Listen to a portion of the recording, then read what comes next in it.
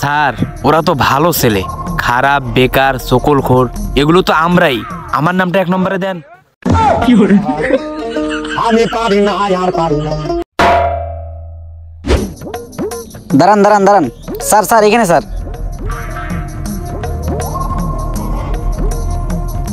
আসসালামু আলাইকুম মুরব্বি, আমরা সাড়াভাঙা কল্যাণ সমিতি থেকে এসেছি। আপনার সঙ্গে একটু কথা বলা যাবে? ওয়ালাইকুম আসসালাম। আপনাদের এই সংস্থার কাজ কি?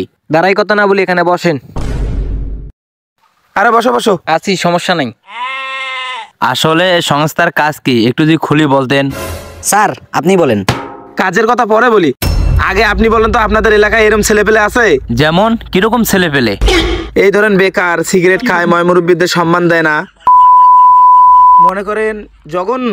বলেন কি? এরকম ছেলে পেলে তো আমাদের গ্রামে অভাব নেই। তার বাস্তব প্রমাণ ওই যে দেখেন।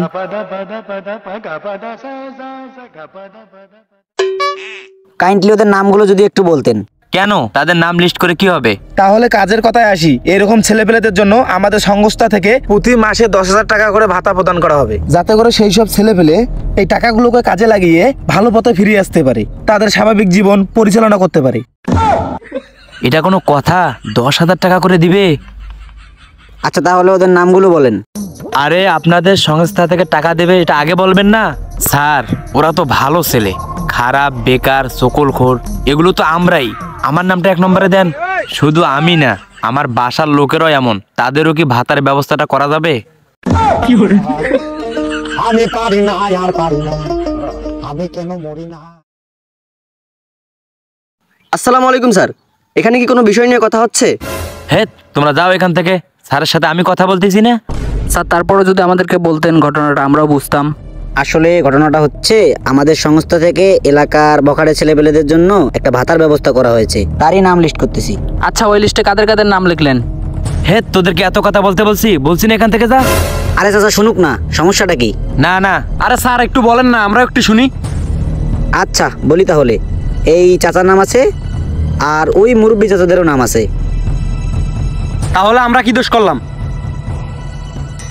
তাহলে তোরাও বকাটে? না স্যার, আমরা তো ভদ্র ছেলে। তাহলে একটা কথা বলি শুনেন, বিগত দিনে যত খারাপ বকাটে বেয়াদব ছেলেপেলেদের ট্যাগ সব কিছু এসে লেগেছে আমাদের গায়ে। আর এখন যখন আপনাদের সংস্থা থেকে ফায়দা লুটার সময় হয়েছে, তখন তারা ওই সব কিছুর দায় তাদের ঘাড়ে নিয়ে তারা ফায়দাগুলো লুটতেছে। এখানে আসার আর সময় পেল না এরা।